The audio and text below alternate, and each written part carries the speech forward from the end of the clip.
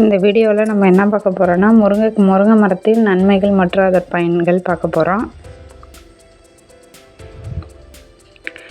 This video sponsored by பைமோட் shopping.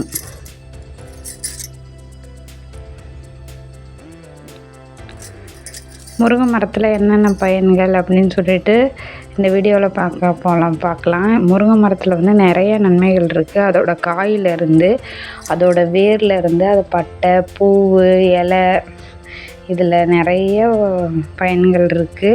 அதை வந்து சமைச்சு சாப்பிட்றதுக்கு நிறைய யூஸ்ஃபுல்லான ஒன்று.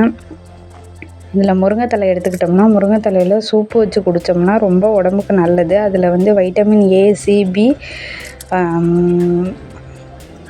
புரதம், இந்த மாதிரி நிறையா சத்துக்கள் இருக்குது. முருங்கைத்தலை சூப்பு எடுத்துக்கிட்டோம்னா இரும்பு சத்து நமக்கு நிறையா கிடைக்கிது. அதே மாதிரி அதை முருங்கைக்காயில் வந்து நமக்கு நிறைய நன்மைகள் இருக்குது. அதை நம்ம வந்து சாம்பாராகவோ, கூட்டாகவோ, பொரியலாகவோ வச்சு சாப்பிட்டோம்னா உடம்புக்கு ரொம்ப நல்லது. முருங்கைப்பூவில் அதே மாதிரி தான், அது மருத்துவ குணம் நிறைந்தது.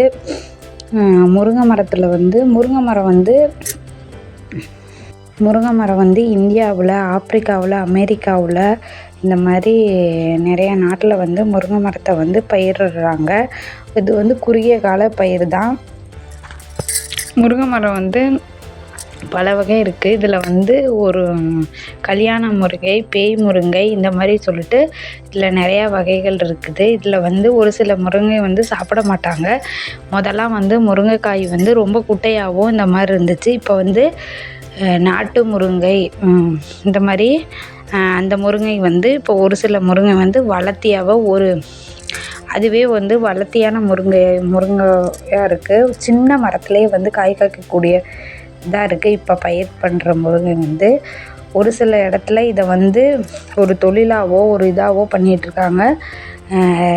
நம்ம இந்தியாவை பொறுத்த வரையிலும் ஆந்திரா, கர்நாடகா, கேரளா, தமிழ்நாடு, இந்த மாதிரி இதில் ஸ்டேட்லலாம் வந்து முருங்கை வந்து ரொம்ப ஒரு இதாக இருக்குது. ரொம்ப ஃபேமஸானது ஒன்று. முருங்கை இலையை வந்து பொடி பண்ணி அதை வந்து தோசையிலையோ சாதத்துலேயோ போட்டு சாப்பிட்டோம்னா உடம்புக்கு ரொம்ப நல்லது. நிறையா சத்துக்கள் இருக்குது.